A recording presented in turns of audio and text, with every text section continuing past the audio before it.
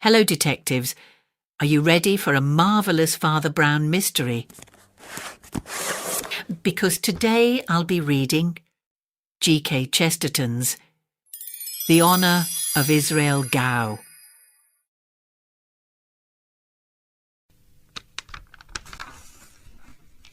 A stormy evening of olive and silver was closing in as Father Brown, wrapped in a grey Scotch plaid, came to the end of a grey Scotch valley and beheld the strange castle of Glengyle.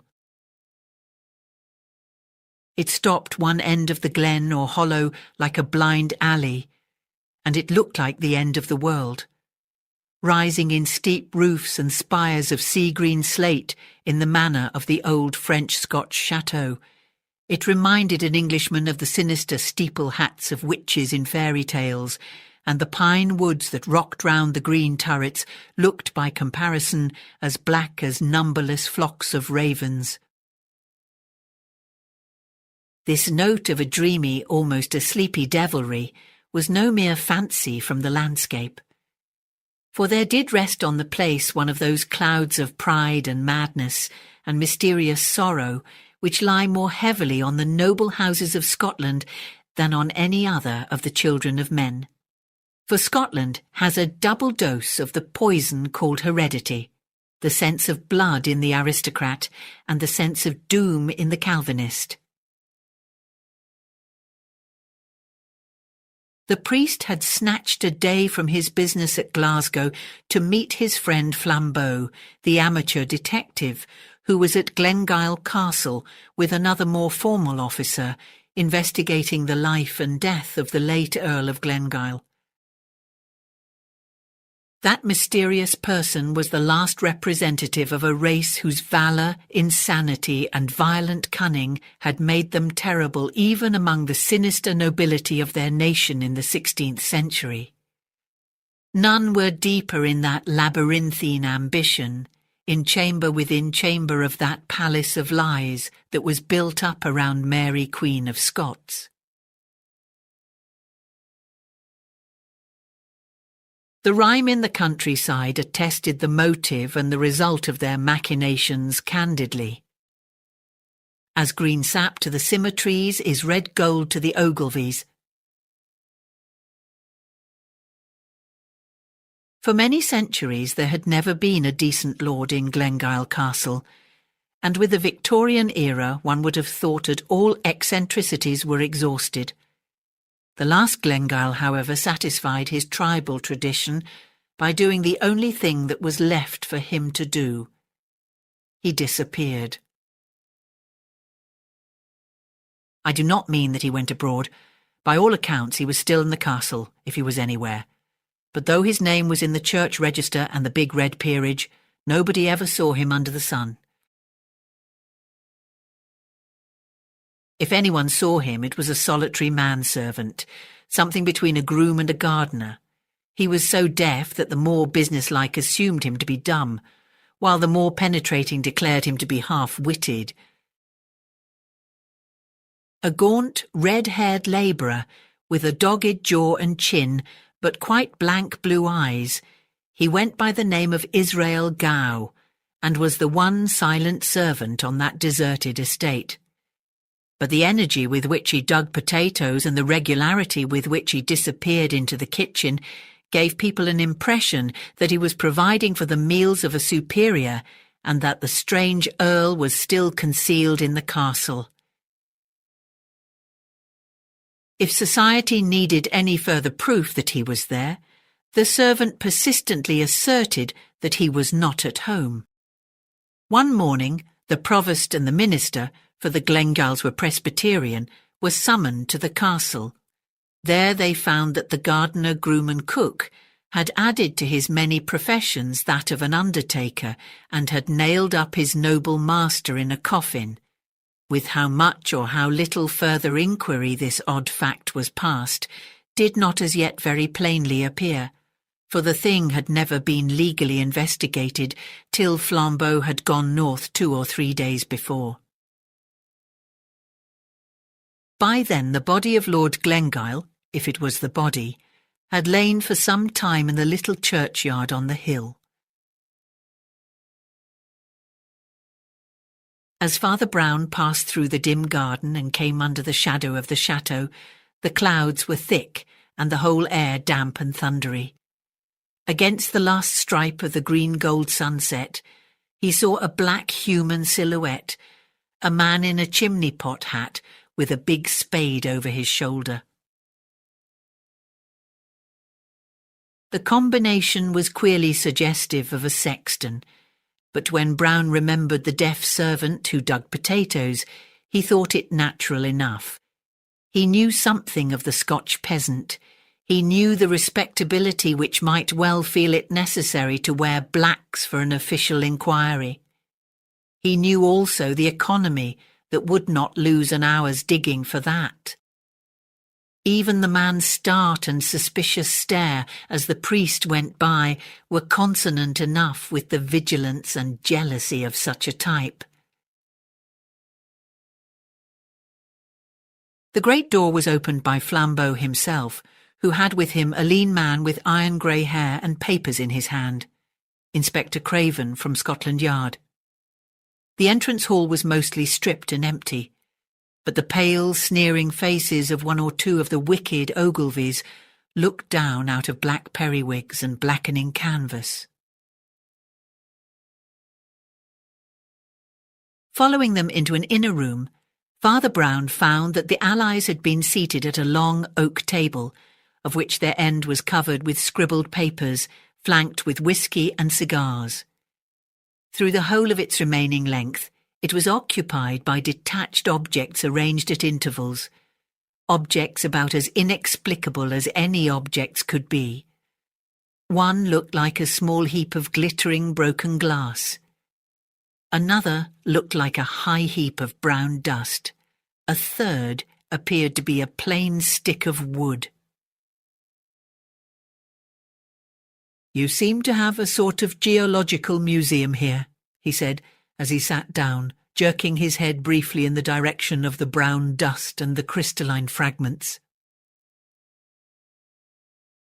"Not a geological museum," replied Flambeau. "Say a psychological museum."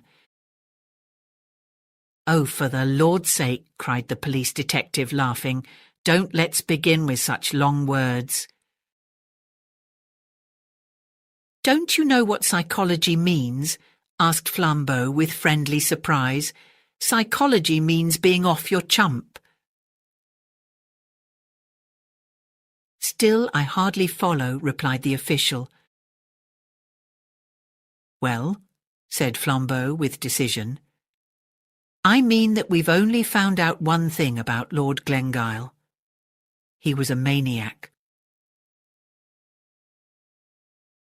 The black silhouette of Gow with his top hat and spade passed the window, dimly outlined against the darkening sky. Father Brown stared passively at it and answered, "I can understand there must have been something odd about the man, or he wouldn't have buried himself alive, nor been in such a hurry to bury himself dead. But what makes you think it was lunacy?" "Well," said Flambeau, "you just listen to the list of things Mr. Craven has found in the house." "We must get a candle," said Craven suddenly.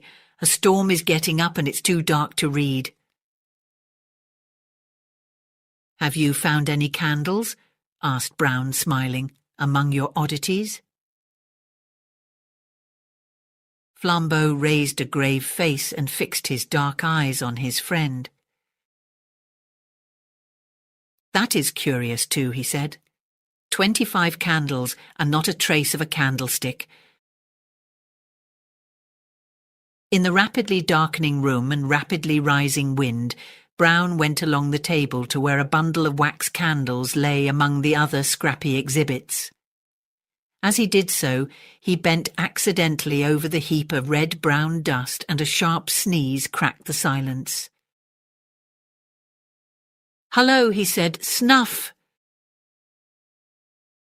He took one of the candles, lit it carefully, came back and stuck it in the neck of the whisky bottle. The unrestful night air, blowing through the crazy window, waved the long flame like a banner. and on every side of the castle they could hear the miles and miles of black pine wood seething like a black sea around a rock. "I will read the inventory," began Craven gravely, picking up one of the papers. "The inventory of what we found loose and unexplained in the castle. You are to understand that the place generally was dismantled and neglected, but 1 or 2 rooms had plainly been inhabited, in a simple but not squalid style, by somebody who was not the servant Gow. The list is as follows. First item, a very considerable hoard of precious stones, nearly all diamonds and all of them loose, without any setting whatever. Of course it is natural that the Ogilvies should have family jewels, but those are exactly the jewels that almost always set in particular articles of ornament. The Ogilvies would seem to have kept theirs loose in their pockets, like coppers. Second item, heaps and heaps of loose snuff not kept in a horn or even a pouch, but lying in heaps on the mantelpieces, on the sideboard, on the piano, anywhere. It looks as if the old gentleman would not take the trouble to look in a pocket or lift a lid. Third item, here and there about the house curious little heaps of minute pieces of metal, some like steel springs, and some in the form of microscopic wheels, as if they had gutted some mechanical toy. Fourth item, the wax candles, which have to be stuck in bottle necks because there is nothing else to stick them in. Now I wish you to note how very much queerer all this is than anything we anticipated. For the central riddle we are prepared. We have all seen at a glance that there was something wrong about the last Earl. We have come here to find out whether he really lived here, whether he really died here, whether that red-haired scarecrow who did his burying had anything to do with his dying. But suppose the worst in all this, the most lurid or melodramatic solution you like. Suppose the servant really killed the master, or suppose the master isn't really dead, or suppose the master is dressed up as the servant, or suppose the servant is buried for the master. Invent what Wilkie Collins tragedy you like, and you still have not explained a candle without a candlestick, or why an elderly gentleman of good family should habitually spill snuff on the piano. The core of the tale we could imagine. It is the fringes that are mysterious. By no stretch of fancy can the human mind connect together snuff and diamonds and wax and loose clockwork. "I think I see the connection," said the priest. "This Glengiel was mad against the French Revolution. He was an enthusiast for the Ancien Regime and was trying to reenact literally the family life of the last Bourbons. He had snuff because it was the 18th century luxury, wax candles because they were the 18th century lighting. The mechanical bits of iron represent the locksmith hobby of Louis XVI. The diamonds are for the diamond necklace of Marie Antoinette." Both the other men were staring at him with round eyes. "What a perfectly extraordinary notion!" cried Flambeau. "Do you really think that is the truth?" "I am perfectly sure it isn't," answered Father Brown. "Only you said that nobody could connect snuff and diamonds and clockwork and candles. I give you that connection offhand. The real truth, I am very sure, lies deeper." He paused a moment and listened to the wailing of the wind in the turrets. Then he said, "The late Earl of Glengyle was a thief. He lived a second and darker life as a desperate housebreaker. He did not have any candlesticks because he only used these candles cut short in the little lantern he carried. The snuff he employed as the fiercest French criminals have used pepper, to fling it suddenly in dense masses in the face of a captor or pursuer. But the final proof is in the curious coincidence of the diamonds and the small steel wheels. Surely that makes everything plain to you. Diamonds and small steel wheels are the only two instruments with which you can cut out a pane of glass. The bough of a broken pine tree lashed heavily in the blast against the window pane behind them, as if in parody of a burglar, but they did not turn round. Their eyes were fastened on Father Brown. Diamonds and small wheels, repeated Craven, ruminating. Is that all that makes you think it the true explanation? I don't think it the true explanation, replied the priest placidly. But you said that nobody could connect the four things. The true tale, of course, is something much more humdrum. Glengyle had found, or thought he had found, precious stones on his estate. Somebody had bamboozled him with those loose brilliants, saying they were found in the castle caverns. The little wheels are some diamond-cutting affair.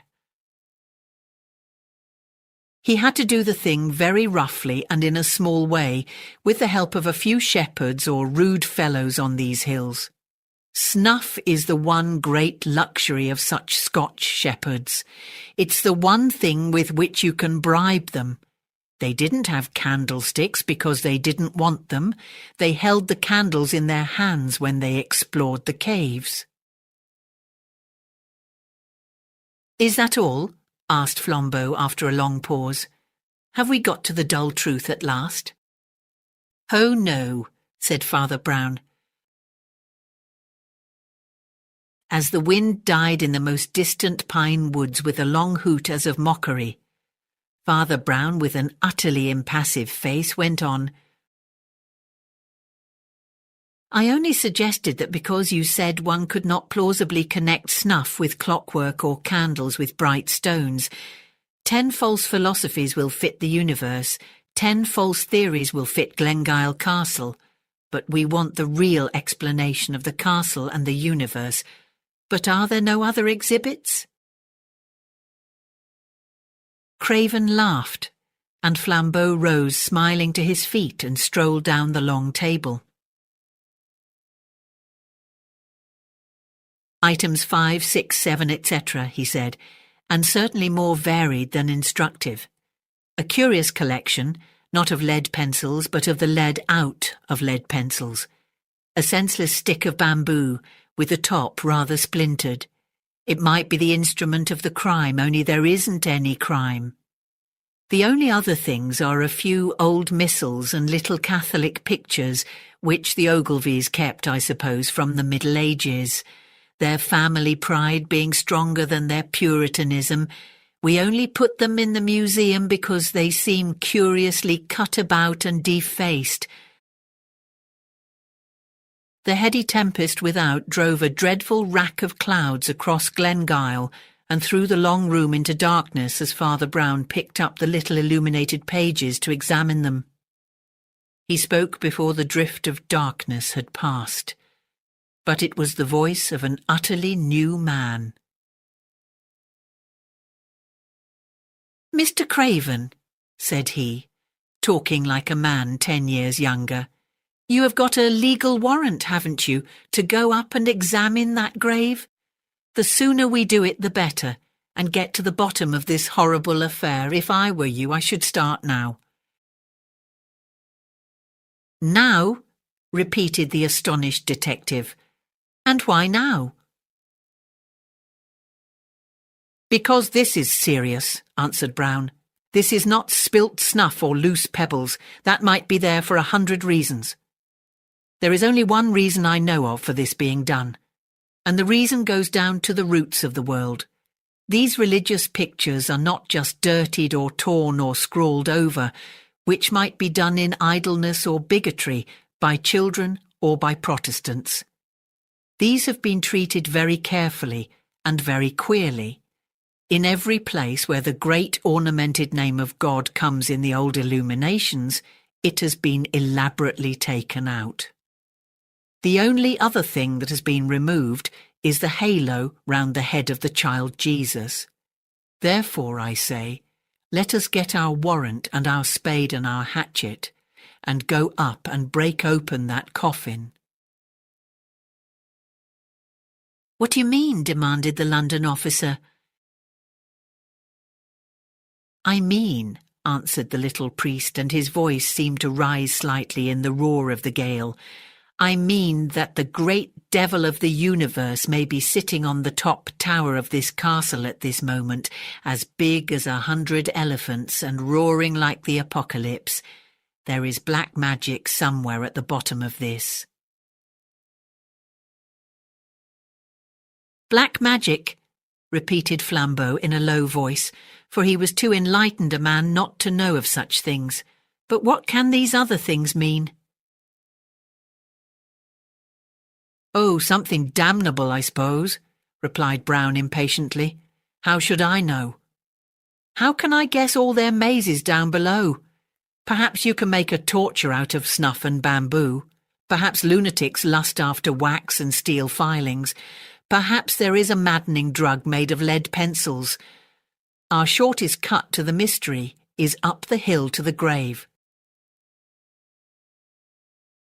His comrades hardly knew that they had obeyed and followed him till a blast of the night wind nearly flung them on their faces in the garden. Nevertheless, they had obeyed him like automata, for Craven found a hatchet in his hand and the warrant in his pocket. Flambeau was carrying the heavy spade of the strange gardener. Father Brown was carrying the little gilt book from which had been torn the name of God. The path up the hill to the churchyard was crooked but short. Only under that stress of wind it seemed laborious and long.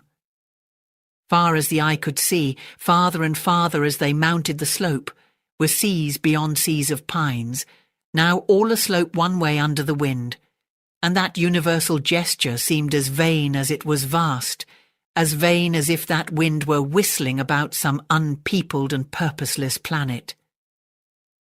Through all that infinite growth of grey-blue forests sang, shrill and high, that ancient sorrow that is in the heart of all heathen things. One could fancy that the voices from the underworld of unfathomable foliage were cries of the lost and wandering pagan gods, gods who had gone roaming in that irrational forest, and who will never find their way back to heaven.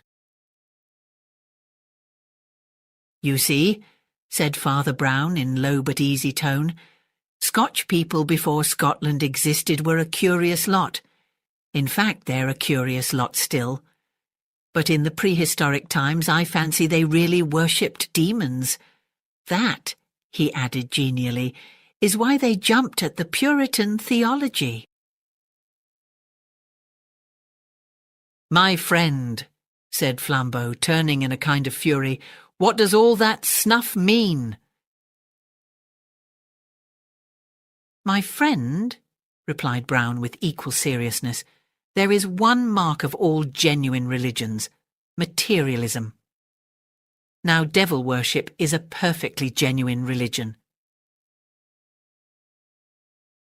They had come up on the grassy scalp of the hill, one of the few bald spots that stood clear of the crashing and roaring pine forest.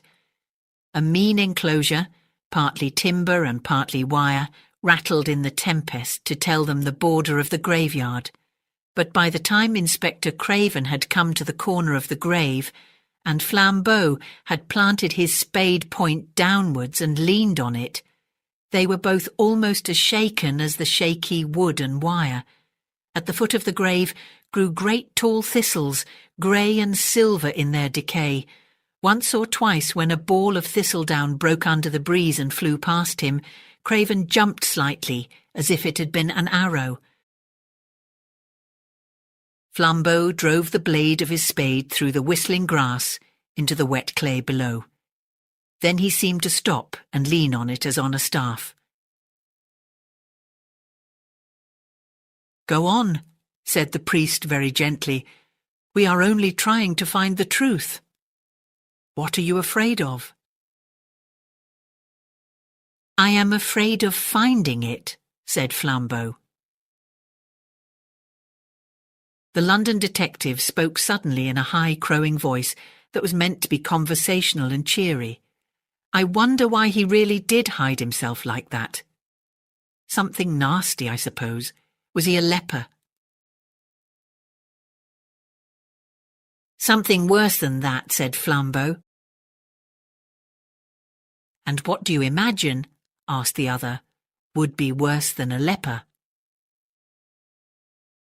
"I don't imagine it," said Flambeau. He dug for some dreadful minutes in silence, and then said in a choked voice, "I'm afraid of his not being the right shape." "Nor was that piece of paper, you know," said Father Brown quietly. "And we survived even that piece of paper."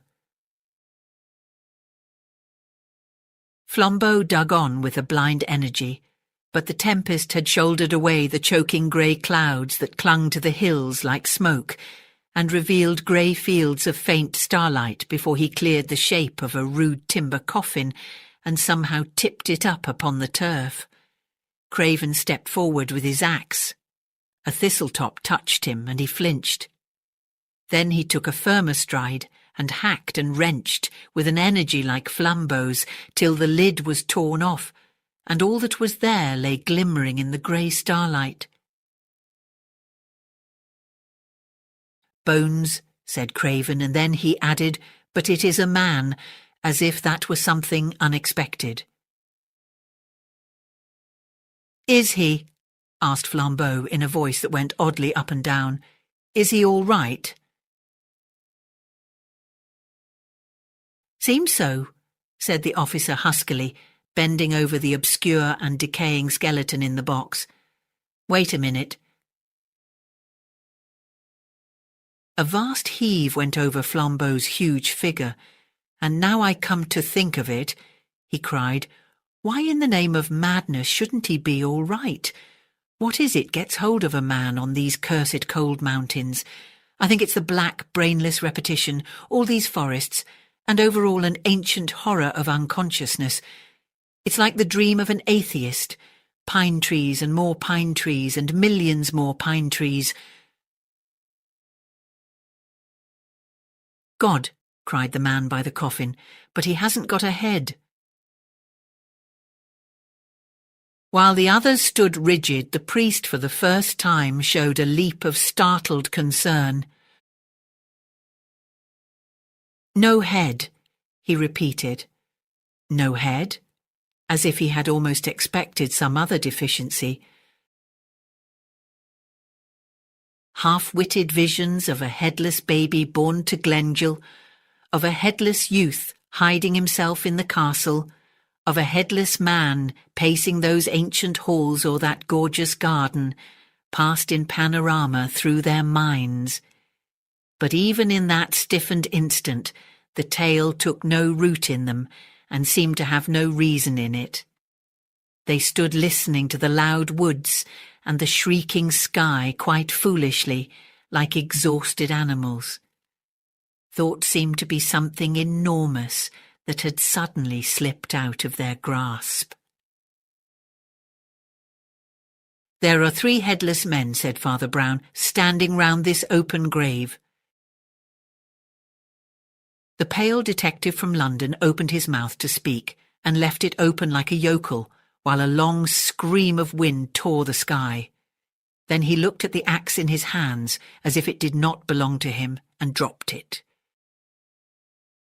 "Father," said Flambeau, in that infantile and heavy voice he used very seldom, "what are we to do?" His friend's reply came with the pent promptitude of a gun going off. "Sleep," cried Father Brown. "Sleep. We have come to the end of the ways. Do you know what sleep is? Do you know that every man who sleeps believes in God? It is a sacrament, for it is an act of faith, and it is a food. And we need a sacrament, if only a natural one. Something has fallen on us that falls very seldom on men, perhaps the worst thing that can fall on them." Craven's parted lips came together to say, "What do you mean?" The priest had turned his face to the castle as he answered, "We have found the truth, and the truth makes no sense." He went down the path in front of them with a plunging and reckless step very rare with him, and when they reached the castle again, he threw himself upon sleep with the simplicity of a dog.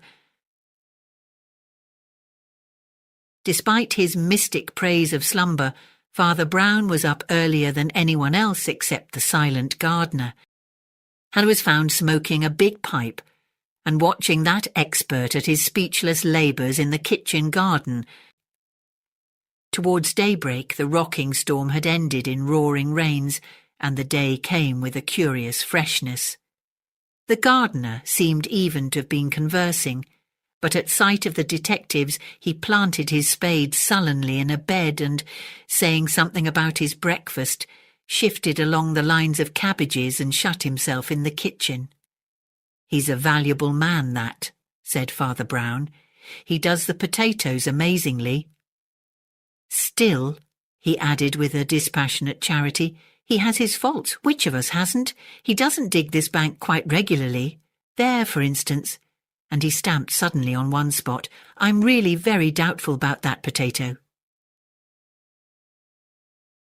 "And why?" asked Craven, amused with the little man's hobby.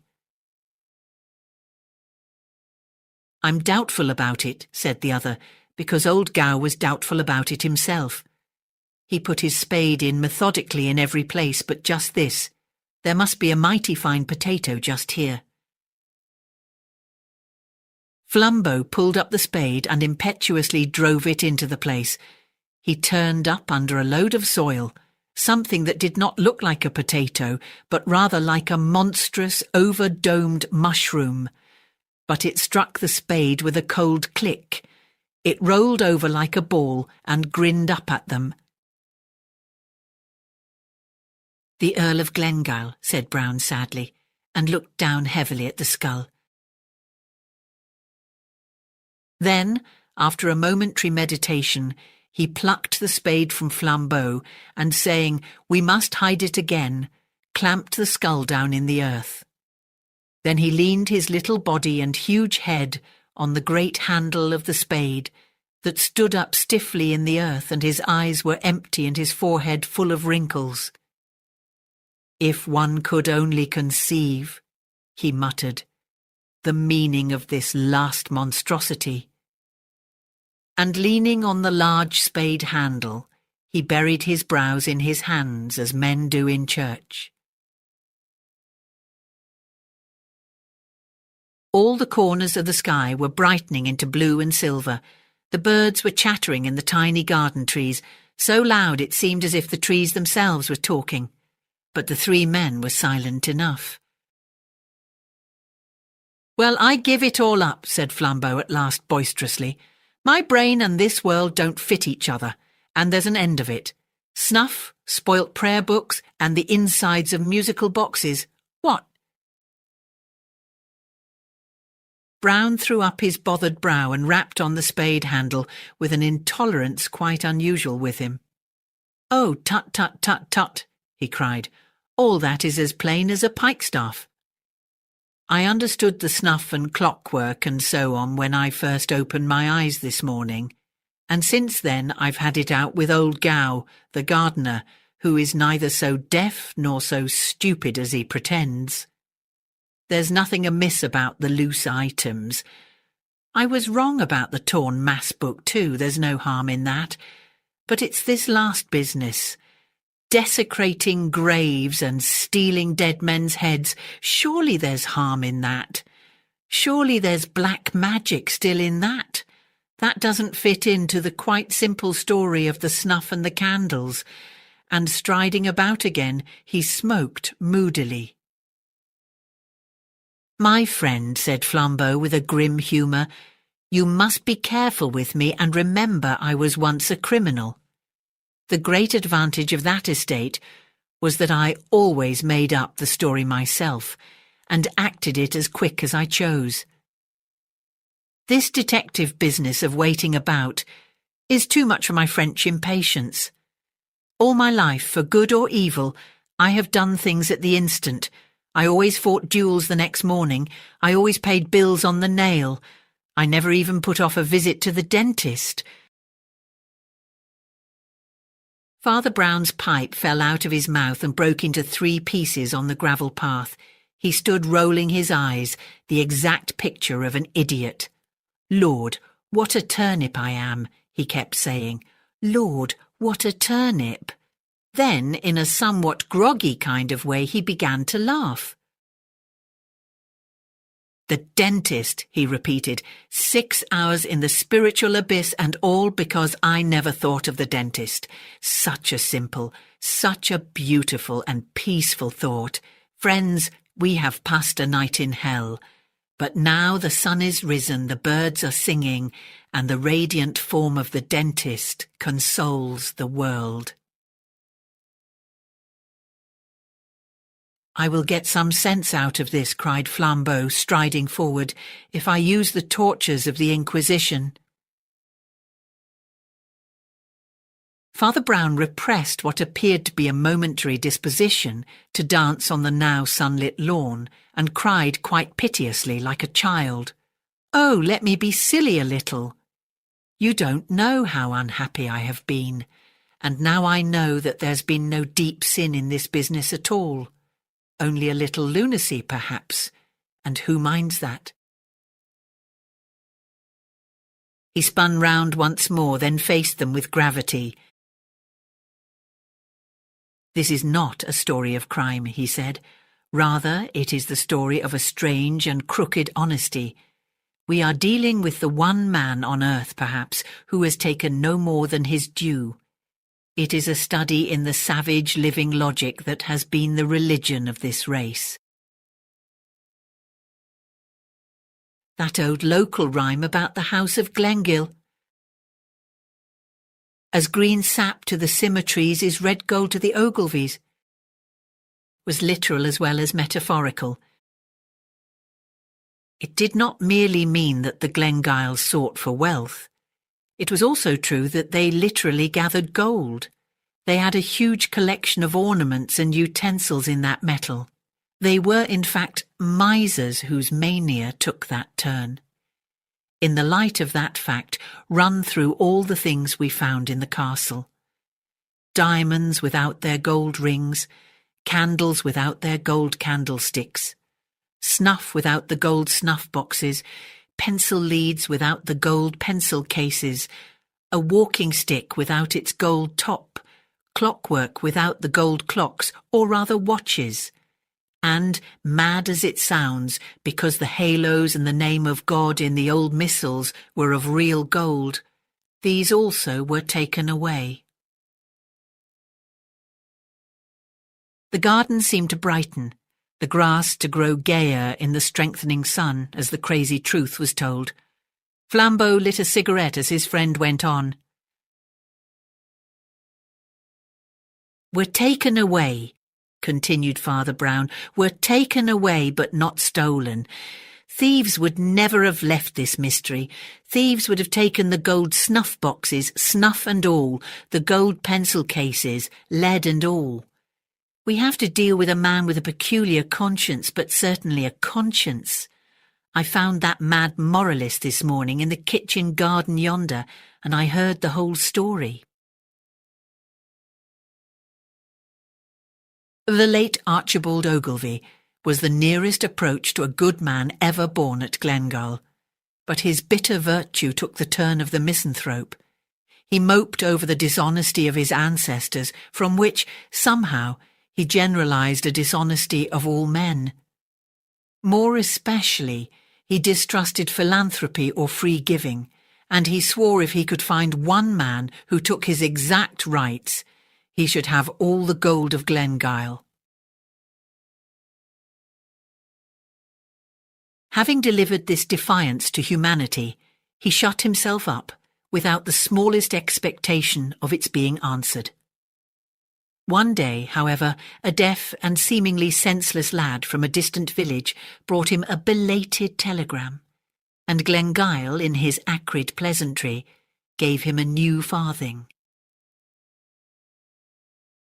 At least he thought he had done so, but when he turned over his change, he found the new farthing still there and a sovereign gone. The accident offered him vistas of sneering speculation. Either way, the boy would show the greasy greed of the species. Either he would vanish, a thief stealing a coin, or he would sneak back with it virtuously, a snob seeking a reward. In the middle of that night, Lord Glengyle was knocked up out of his bed, for he lived alone, and forced to open the door to the deaf idiot.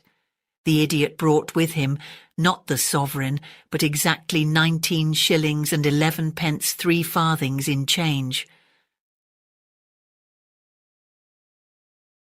Then the wild exactitude of this action took hold of the mad lord's brain like fire. He swore he was Diogenes, that had long sought an honest man, and at last had found one. He made a new will, which I have seen. He took the literal youth into his huge neglected house and trained him up as his solitary servant, and after an odd manner, his heir. And whatever that queer creature understands, he understood absolutely his lord's 2 fixed ideas. First, that the letter of right is everything. And second, that he himself was to have the gold of Glengyle. So far that is all, and that is simple. He has stripped the house of gold, and taken not a grain that was not gold, not so much as a grain of snuff. He lifted the gold leaf off an old illumination, fully satisfied that he left the rest unspoilt. All that I understood, but I could not understand this skull business. I was really uneasy about that human head buried among the potatoes. It distressed me, till Flambeau said the word. It will be all right. He will put the skull back in the grave when he has taken the gold out of the tooth. And indeed, when Flambeau crossed the hill that morning, he saw that strange being, the just miser, digging at the desecrated grave, the plaid round his throat thrashing out in the mountain wind, the sober top hat on his head.